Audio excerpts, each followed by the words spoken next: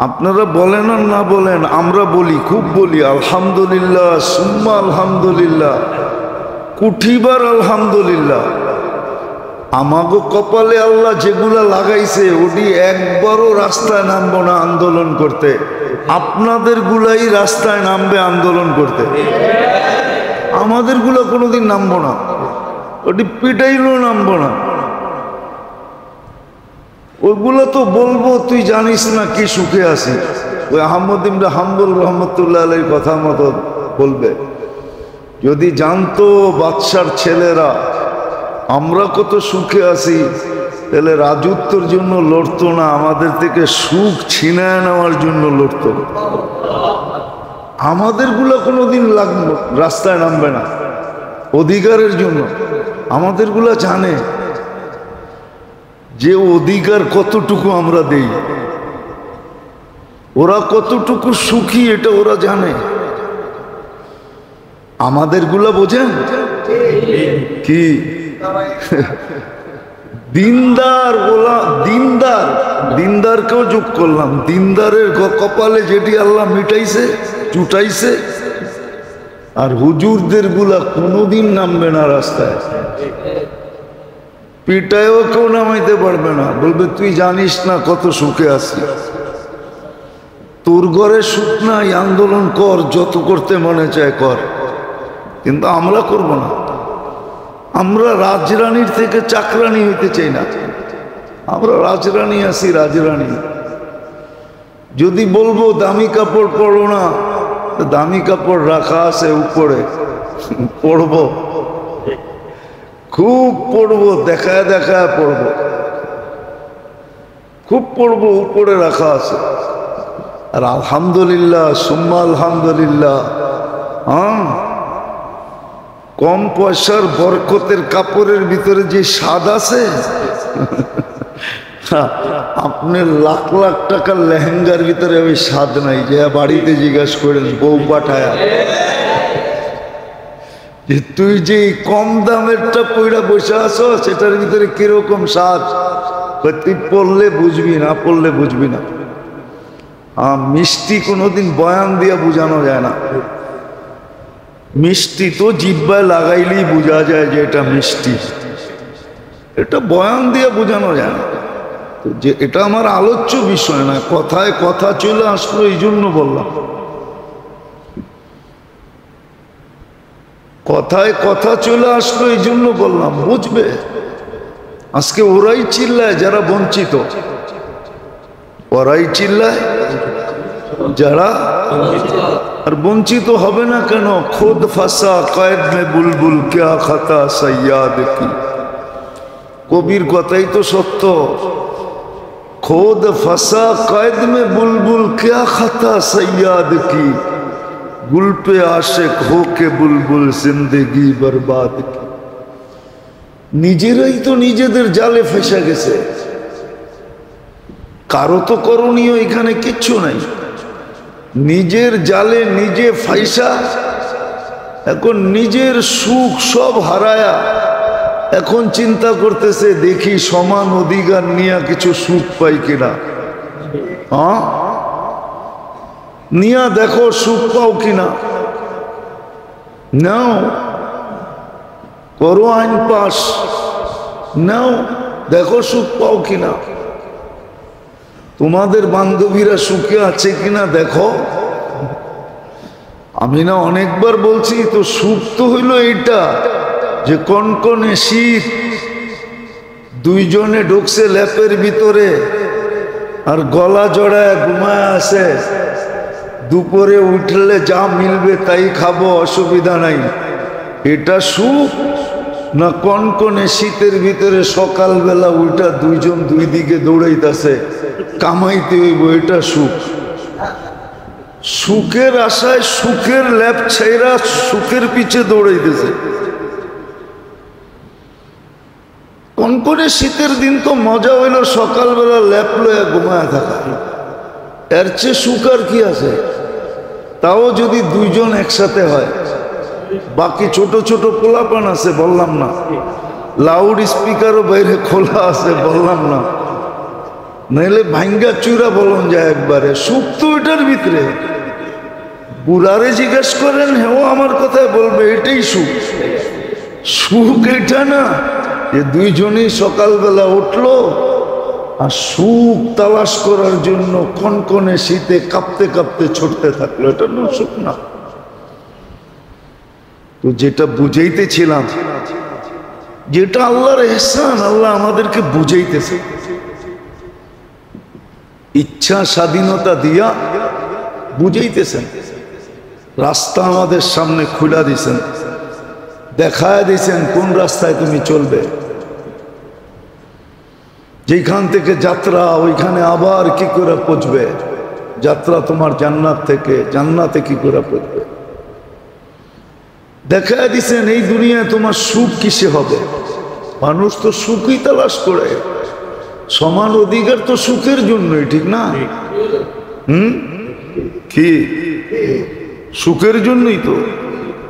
যদি সমান অধিকার সুখের জন্যই হয় তাহলে তো নিয়ম এটাও হইতে পারে কয়েকদিন পরে হবে, আইন পাশ হোক তাহলে হবে। যেমন ছেলের কাবিন দিতে হয়, কয়েকদিন পরে মেয়েরও কাবিন দিতে হইবে। লেখা রাখেন, ছেলেরাও বলবে 5 লাখ আমি দিমু, 5 লাখ তুমি দিবা, তাইলে বিয়া করবো, নাইলে করবো না। মেয়ের বাবা তো এখনই যৌতুক লইয়া পেরেশান, যৌতুক লইয়া তো এখনই মাথা পেরেশান, ঠিক না? কয়েকদিন পরে কাবিনও আসবে। আবার এটাও বলবে সমান অধিকার, বাড়ি একটা তুমিও করো আমিও করি, 15 দিন তোর বাড়িতে থাকবো, 15 দিন তুই আমার বাড়িতে থাকবি। আর 15 দিন যদি বাড়ি না করতে পারোস তাহলে তোরে রাস্তায় রাখবো। কেননা সমান না, মাস সমান করে ভাগ করে নেব না। আবার খাটও কিনাইব, 15 দিন তোর খাটে ঘুমাবো, 15 দিন তুই আমার খাটে ঘুমাবি। এমনকি চেয়ারও কিনাইব, 15 দিন তোর চেয়ারে বমু, 15 দিন তুই আমার চেয়ারে বসবি, এরকম ভাগ করব। দেখেন না, ইবতেদাই ইশক है रोता है क्या, आगे आगे चलो देखो होता है क्या। মাত্র তো শুরু, ইবতেদাই ইশক है रोता है क्या। উর্দুতে না প্রবাদ বাক্য আছে, মাত্র তো প্রেমের শুরু, এখনই কান্দস কিল্লিগা, চলতে থাক, দেখ আগে কি হয়। খালি কান্না, কয়েকদিন পরে রশি গলায় লাগায় পাংখায় ঝুলবি, তারপরে যে ঠিক হবি, এর আগে ঠিক না। তো ইবতেদাই ইশক है रोता है क्या, आगे आगे चलो देखो होता है क्या। কয়েকদিন পরে দেখা যাইব বাচ্চা তো দুইজনের, সিজারের বিল তুই অর্ধেক দিবি, আমি অর্ধেক দিব। হ্যাঁ, বাজার আমি করি, একদিন তুই করবি, একদিন আমি করবি। একদিন তুমি টাকা দিবা, একদিন আমি টাকা দিব। এরকম সব অর্ধেক অর্ধেক ভাগ হইব। তখন দেখা যাইব যে সুখ যায় কই। এখন যেরকম ইউরোপে আছে, হোটেলে বয়া দুইজনই খায়, বিল যার যারটা শেষে দেয়। বিল যার যারটা। আপনাকে না কাহিনী শোনাইছিলাম, জাপানের কাহিনী। কনকনে শীত, সকালবেলা যায় দেখি ওয়াটার গান দিয়া পরিষ্কার করতেছে। উপরে উঠার পরে জিজ্ঞাসা করছে, হুজুর নিচে কাউকে দেখা আসছেন? আমি বললাম হ্যাঁ, এক লেডিকে তো দেখা আসলাম, এই কনকনে শীতের ভিতরে ওয়াটার গান দিয়া পরিষ্কার করতেছে। কয়টা আমগো ফ্যাক্টরির মালিকের বউ। আমি বললাম ফ্যাক্টরির মালিকের বউ মানে? এত বড় ফ্যাক্টরি, 300-350 ওয়ার্কার, ওর সমস্ত মাল বিদেশে যায়, এক্সপোর্ট হয়, লেদার ফ্যাক্টরি। ওর বউ সকালেই কনকনে শীত, এই শীতে তো মজা হইল দুইজনে এই সময় ল্যাপের ভিতরে ঘুমায় থাকা, একজন আরেকজনের গলা ধইরা। ও কিল্লিকা বট, ও চাকরি করে, চাকরি, ওর কাজ হলো আমরা সারা দিন রাত যেটা ময়লা করে রেখে আসছি ওটা ওয়াশ করা ওর কাজ। ও আমাদের চেয়ে বেশি বেতন পায়। আরে ওর বেতন দিয়ে দরকার কি, ফ্যাক্টরি, ও তো রানী। স্বামীর ফ্যাক্টরি মানে এটার পুরো এন্টার মালিক ও, ঠিক না? আপনারা কামায়া নিয়ে কার হাতে দেন? হ্যাঁ, কার হাতে দেন? রানীর হাতেই তো দেয়, ঠিক না? ও তো মালিক। হুজুর, প্রথম যখন 2005-এ আমি জাপানে গেছি, তারপরেও গেছি আমি জাপানে, 2005-এ যখন জাপানে গেছি আমি, তখনকার কাহিনী। তো বলতেছে, হুজুর ও যে হোটেলে খাবে পয়সা দিবে কে? ও যে জুয়া খেলবে পয়সা পাবে কোত্থেকা? ও যে ড্রিঙ্কস করবে এটার পয়সা দিবে কে? ওরে তো শুধু থাকার জায়গা দিছে, এটার পয়সা দিতে হয় না। গড়ে খাইলে এটার পয়সা দিতে হয় না। ও যে আউট ফ্যাশন করবে এটার পয়সা কে দিবে? এই জন্য চাকরি করে ওটার পয়সা উঠাইতে হয়। তো চলো, সুখ দেখা যাবে সামনে কতটুকু হয়, সুখ দেখা যাবে। বেঁচে থাকলে আমরাও দেখবো, এখনো তো দেখি।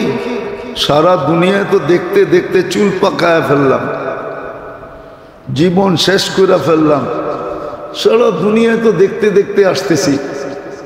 এই জন্যই তো আমরা চিল্লাই, না এলে চিল্লানোর দরকার ছিল না। তোমরাও সামনে চলে দেখো, চইলা দেখো, চইলা দেখো যে কেমন সুখ মিলে। তারপরে হবে একদিন, হবে একদিন, নিজেরাই বলবে। কিন্তু ওই দিন আর ফিরার রাস্তা থাকবে না। এক সময় হয় মানুষ বেলাইনে চলতে চলতে চলতে চলতে নিজেই ভাবে যে হুজুর আর ফিরার সুযোগ আমার জন্য নাই। আমরা মাঝে মাঝে জিজ্ঞাসা করতাম টেররদেরকে, তাবলিগের কাজে তো ওদের কাছে যাওয়া হইতো, আবার বললে তো প্রশাসনের রোগ থাকলে রাগ হয়ে যাবে। এখন না, আগের কথা বলতেছি। প্রশাসনের জিজ্ঞাসা করতাম, তুই ফিরা গেলে অসুবিধা কি? হুজুর যদি ফিরা যাই তারপরও বিপদ, না ফিরলেও বিপদ। ফিরা গেলেও আমাদেরকে মান্থলি দিতে হবে। মনে হয় বোঝেন না। তওবা করে যদি ফিরেও যাই তারপরও আমাদেরকে কামায়া দিতে হবে মান্থলি। নাইলে বলবো তুই মান্থলি যেটা দিতি ওটা তো বন্ধ হয়ে গেল, ওটা কে পুরা করবে? বিদায় ফির, কোনো আপত্তি নাই, কিন্তু আমগো মান্থলি যেন বন্ধ না হয়। মান্থলি বোঝেন, পেমেন্ট যেন বন্ধ না হয়। তো তাইলে ফিরা কর্মটা কি? যেখানে আসি ওইখানেই ফিরার কোনো সুযোগ নাই। তো একদিন হবে, আমার সমাজও ফিরতে চাবে, কিন্তু ওই দিন আর কোনো কাজে দিবে না, ফিরার কোনো সুযোগ থাকবে না। ফিরার কোনো সুযোগ থাকবে না, সুরার কোনো সুযোগ থাকবে না, ফিরার কোনো সুযোগ থাকবে না। আযাব তো এখনই আসছে, আর কত আযাবের দরকার? এই জন্যই তো মুসলমানের দুরবস্থা আজকে। এই জন্যই মুসলমানের ঘরে সদ ইচ্ছায় না আল্লাহর ইচ্ছা, উম্মতে মুহাম্মদী সদ ইচ্ছায় না আল্লাহর ইচ্ছা।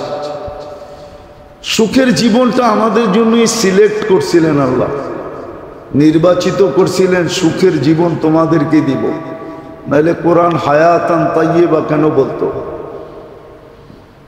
সুখের জীবন তোমাদেরকে দিব। তাইলে হাদিসে কেন আসতো কাফফালাল্লাহু লাহুর রাহা ওয়ার রাহমা? সুখ শান্তির দায়িত্ব আমরা তোমাদের নিলাম। তাহলে এটা কেন হইতো? কিন্তু আফসোস, যার জন্য যেটা নির্ধারিত করছে, যেই জিনিস যার জন্য নির্ধারিত, যতটুক নির্ধারিত পজিশন হিসাবে, অবস্থান হিসাবে, কেউ শিখে না। শিখাইতে চাইলেও শিখতে চায় না। এটাকে ভুল ব্যাখ্যা করে, ভুল ব্যাখ্যা। মাঝে মাঝে টক শো দেখলে দেখা যায় কেমন ভুল ব্যাখ্যা করতেছে। মনে হয় যে ও ভাবেই না যে আল্লাহ বলতে কিছু আছে, ওকে কেউ অস্তিত্ব দিছে, কন্ট্রোল করে, এটা ও ভাবেই না। অথচ দেখলে দেখা যাবে এরকম লোক টকশোতে বসে কথা বলে পাও অর্ধেক কবরে চলে গেছে। যেই নাম বলা যায়, নাম বললে আপনারা চিনবেন, কিন্তু নাম বলতেছি না। টকশোতে এরকম এরকম, আবার ওরা বলে নেতা, জাতির লিডার বলে, জাতিকে বলে উন্নতি দিবে, সুখ দিবে, শান্তি দিবে। মনে হয় যে ওই ভান্ডারিগো কথাই সত্য, মনে হয় আর কি। ভান্ডারিরা কয় না আল্লাহর ধন নবীরে দিয়ে আল্লাহ গেছে খালি হইয়া, নবীর ধন অমুককে দিয়া নবী গেছে খালি হইয়া, নবীর ধন পায়া খাজায় শুয়া আছে আজমিরে দেরে বাবা দে। তো গো টকশো শুনলেও মনে হয় যে আল্লাহ সবকিছু ওরে দিয়ে দিছে। হ্যাঁ, আল্লাহ সব ওকে দিয়ে দিছে। কালকেই শুনতেছিলাম একজন বলতেছিল নেতা, বিশাল নেতা, নাম বলবো না, বলতেছিল এই হুজুররা বলেন 95 ভাগই নিম্ন বংশের লোক।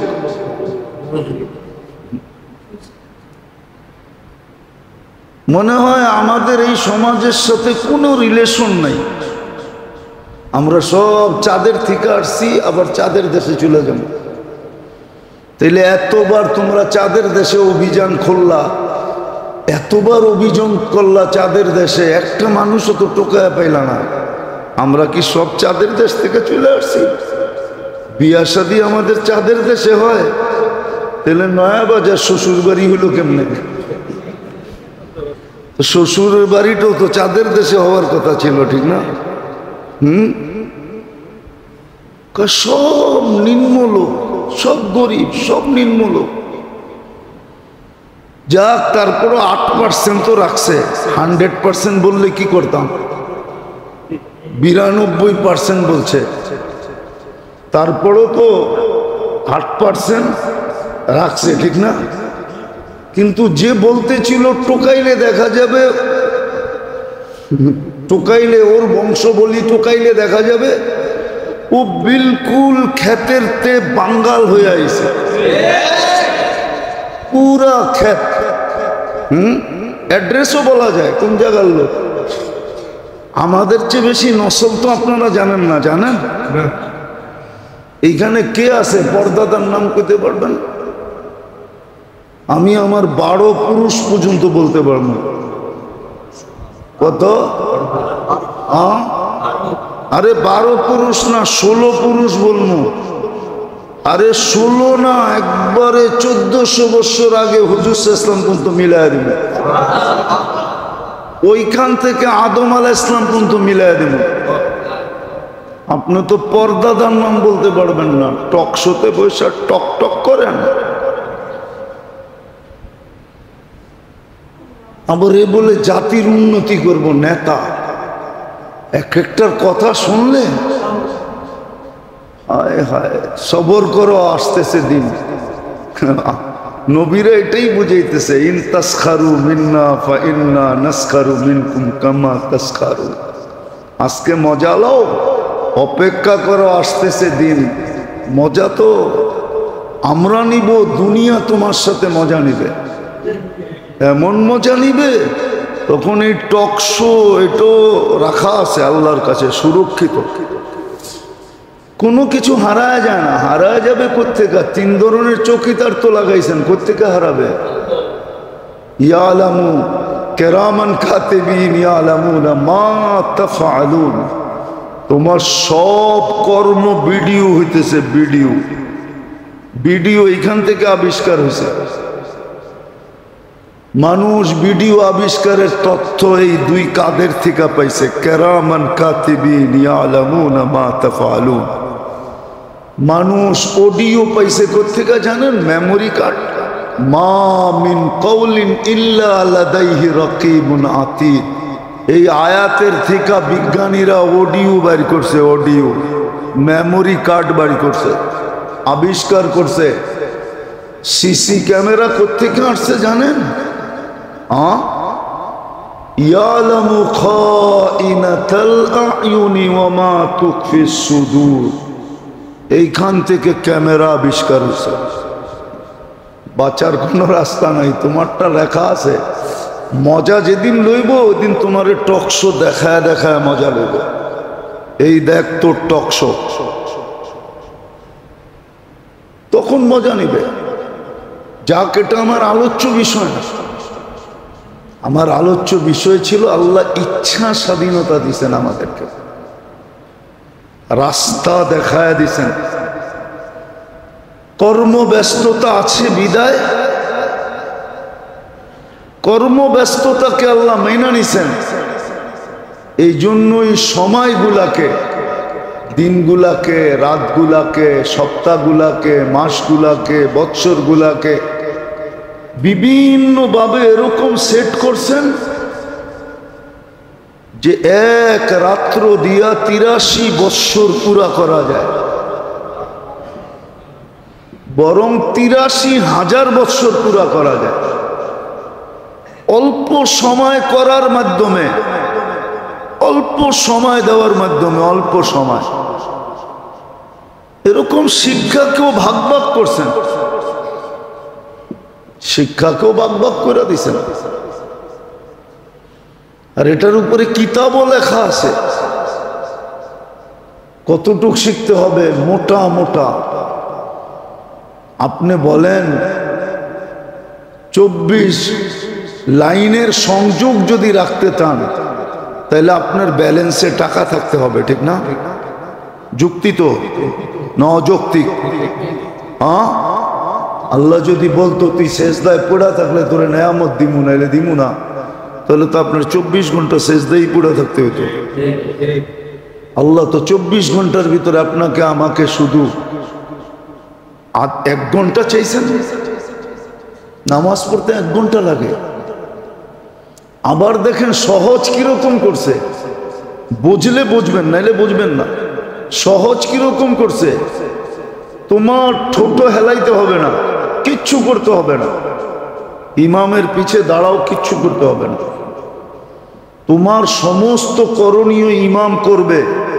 যদি না করলো তো দায় দায়িত্ব ইমামের মাথার উপরে পড়বে, তোমার মাথার উপরে পড়বে না। তুমি সালাম ফিরাইয়া মুস্কি হাসি দিতে পারো, নামাজ তোমার হয়ে যাবে। বলুক কোন হুজুর ফতুয়া দেখ যে ইমামের পিছনে দাঁড়ানোর পরে আত্তাহিয়াত পড়তে হয়, পড়া ফরজ ওয়াজিব, না পড়লে হবে না। কেউ তো দিবে না। কেরাত পড়তে হয় না, কিচ্ছু পড়তে হয় না। এই উম্মতের জন্য সহজ করছেন, সহজ শিক্ষা। তুই খালি নামাজটা ধর যায়, আবার সহজ করছেন, আবার সহজ করে দিছেন, আবার সহজ করে দিছেন। সহজ। আপনি একটা জিনিস চিন্তা করেন, কোরআনে 3টা সূরা সবচেয়ে ছোট, সবচেয়ে সহজ। ওয়াল আসরি ইন্না আ'তাইনা কুল হুয়াল্লাহ, সবচেয়ে ছোট, সবচেয়ে সহজ। এটা পর্যন্ত ব্যবস্থা করে দিয়েছেন যে কখনো কখনো যদি নিজে পড়তে হয় তো 3টার বাহিরে যাইস না। যখন সহজ ছোট, এই 3টা দিয়ে কাম সেরা নেয়। জিজ্ঞাস করবে না বড় বড় সূরাও তো আসিল, পড়লি না কেন? জিজ্ঞাস করেন, ছাত্র করে জিজ্ঞাস করবে কিনা? জিজ্ঞাস করবে না, কেন পড়লি না? সহজ করে দিছেন। একা একা পড়তে হলে সহজ সূরা 3টা।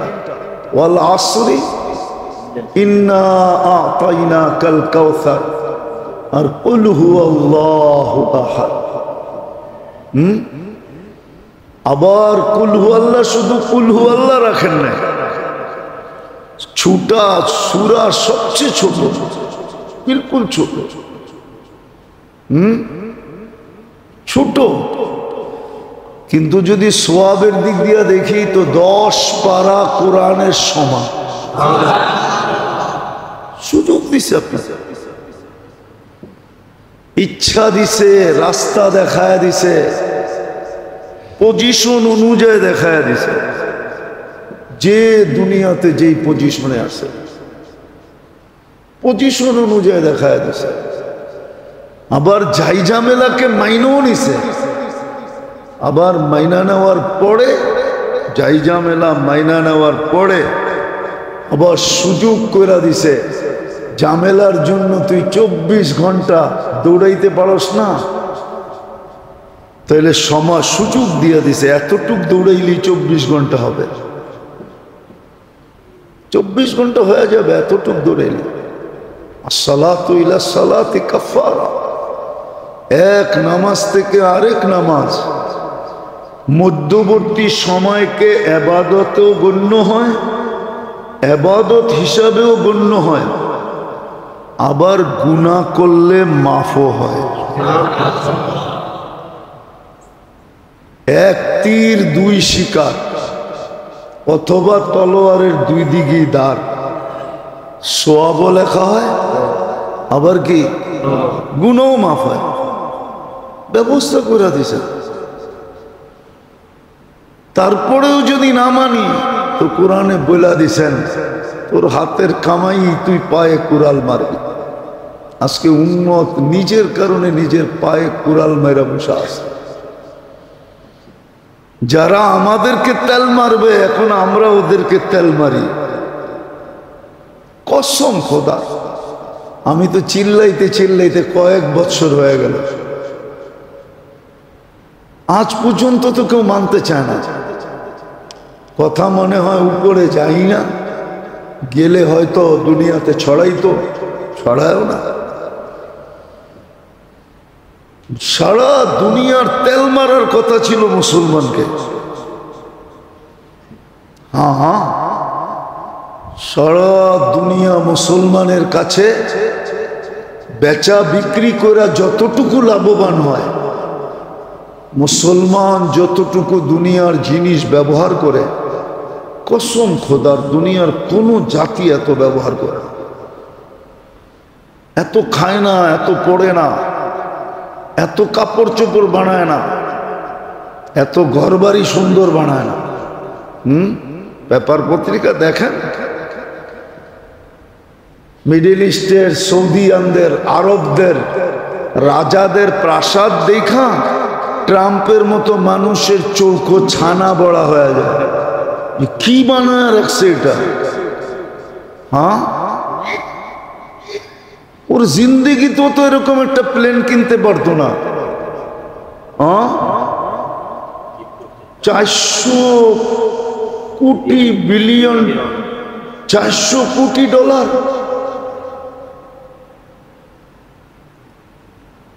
ওর জীবনও তো এরকম প্লেন হয় দেখে নাই কোনোদিন।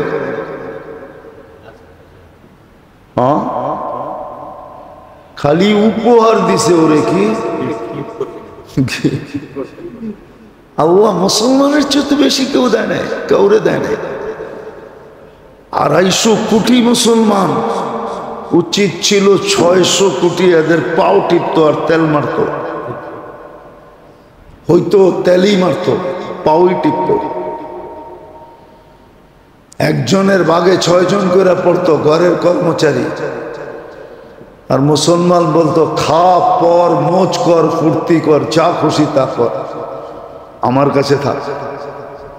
কিন্তু আজকে উল্টো মুসলমান তেল মারে। এটা তো এই জন্যই আমাদের হাতের কামাই, আমরাই সব উল্টা করে ফেলছি। এটাই কোরআন আমাদেরকে বুঝাইতে চাইছিল। সব তোমাদের সামনে আমি খুলে রাখছি, সহজ থেকে সহজ করে দিছি। এই জন্যই তো আমরা বলি যে এক মাস যদি 100% মুসলমান, রমজান মাসই 30% মুসলমানও তো জুমা পড়ে না। বুঝানোর জন্য বলতেছি, রাগ হয়ে যান না। আবার জুমার দিনও মসজিদে আল্লাহর জন্য দেয়, মসজিদে তাও সিরা টাকাটা, তাও সবচেয়ে ছোট নোটটা, 2 টাকার নোট। এমন না যে সকালবেলা একটা কচকচা নোট লইছে যে আল্লাহরে দিমু, কচকচা দিই, কচকচা তো দেয় না। একটা বড় নোট দেই, তাও তো দেয় না। ওই দিলে দেখবেন 2 টাকার নোট, 5 টাকার নোট, 10 টাকার নোট, তাও পুরানটা, যেটা বাইরে দোকানদার নিবে না, রাখ এটা মসজিদে দিয়ে দিব মনে। তাহলে আপনার কপালে সুখ আপনি চান কি করে বলেন? আসেন মেরে দোস্ত, আসেন আসেন, এটাই কোরআন বলছিল, ইন্নাল্লাহা লা ইউগাইয়িরু বিকওমিন, আল্লাহ মুসলমানের কপাল ওই পর্যন্ত ভালো করবে না হাত্তা লা ইউগাইয়িরু বিআনফুসিহিম, যতক্ষণ পর্যন্ত আমরা নিজেদেরটাকে ভালো করার চেষ্টা না করব, ততদিন আল্লাহ সদিচ্ছায় আমাদের ঘাড় ধরে আমাদেরকে ফিরাইয়া দিবে না। আর আল্লাহ যদি ঘাড় ধরে তাইলে কিন্তু কোনোদিন ছাড়ে না। আজকে যেরকম মুসলমানের ঘাড় ধরা পড়ছে, ঘাড় ধরা পড়ছে, ঘাড় ধরা পড়ছে আজকে মুসলমান। আরে করলে তো করব কি? এই যে দেখেন, বুঝার বিষয়, কিন্তু এত কিছু তোরা করলি, স্বজাতি তো মুসলমান, ফিলিস্তিনি তো স্বজাতি আমাদের, ঠিক না? ফিলিস্তিনের জন্য কি হলো? কিছু হয়েছে? কিছু হয়েছে? কিছু হয়েছে? হ্যাঁ, হবে, একদিন হবে, এটাই সত্য, একদিন হবে। জমানা বায়ে খাল রহতা নেই, জমানা বায়ে খাল রহতা নেই, একরকম থাকে না। আসবে, দিন আসতেছে, আল্লাহ কোলায় নিয়ে আসতেছে, গুছায় নিয়ে আসতেছে, আসবে আসবে আসবে আসবে, দিন আসবে, অচিরেই আসবে, দেখবো আমরা ওই দিন, দেখবো ওদিনই দেখবো, ওই দিন দেখবো। হ্যাঁ, আল্লাহ রসুল বলে গেছিলেন, ওটাই দেখছে, সাহাবায়ে কেরাম দেখছে, সাহাবায়ে কেরাম দেখছে যে পারস্যের রানীরও তোমাদের ঘরে আসবে, দেখবে দুনিয়া একদিন। এই রাজা বাদশাদের হালও দুনিয়া দেখবে, হয়তো আমরা থাকবো না, কিন্তু আমাদের জেনারেশন দেখবে। দুনিয়ায় যারা থাকবে ওরা দেখবে এদের হাল, এদের হাল কি হয়, অবস্থা কি হয়। যেমন কিছু আমরা দেখছি, কিছু আরো সামনে দেখব, কিছু আমরা দেখছি না, না দেখি না, এখনো দেখেন নাই কিছু, সামনে আরো কিছু বেঁচে থাকলে দেখবো ইনশাআল্লাহ। কেন আল্লাহর কথাই সত্য, অমাকারু অমাকার আল্লাহ, আল্লাহু খায়রুল। তুই যতই চাল চালো, সর্বশেষ আমি চালবো। হ্যাঁ, এমন চাল চালবো দাবার, তোর রাজা সহ খায়া ফেলবো, রাজা সহ। অমাকারু অমাকার আল্লাহ, আল্লাহু খায়রুল মাকিরিন। যতই পাঙ্গা নেস না কেন, আমি যখন পাঙ্গা নিমু তখন বোঝা যাবে তুই কই থাকিস। পাঙ্গা বোঝেন? এটা ঢাকায়া শব্দ, নাও বুঝতে পারে, বিলকুল পুরান ঢাকার গভীরের শব্দ, নাও বুঝতে পারেন। আল্লাহ বলে পাঙ্গা, যখন আমি নিমু তখন বুঝমু তোর পাঙ্গা যায় কই, চাল যায় কই। আমরা দেখবো ইনশাআল্লাহ, কিছু যখন দেখছি সামনেরটাও দেখবো ইনশাআল্লাহ। কিছু লোককে আল্লাহ সজাগ করবে ইনশাআল্লাহ। দোয়া তো আর এমনি যাবে না, দোয়া হইতেছে, জমা হইতেছে। একদিন এটা বাস্ট হবে। হ্যাঁ, অ্যাটম বোম মারলে এরিয়া ধ্বংস হয়, ঠিক না? একটা দেশ ধ্বংস হয়, এরিয়া ধ্বংস হয়। আমাদের দোয়া যেদিন ফাটবে সেদিন সারা দুনিয়া কাঁপায়া ফেলবে, দুনিয়ার কোনো ক্ষেত্তা থাকবে না যেখানে এটা না পড়বে। আল্লাহ আমাদেরকে এখনো ফিরে আসার সুযোগ দেন, এখনো সময়টাকে কাজে লাগানোর সুযোগ দেন। ওমা আলাইনা ইল্লাল বালাগ।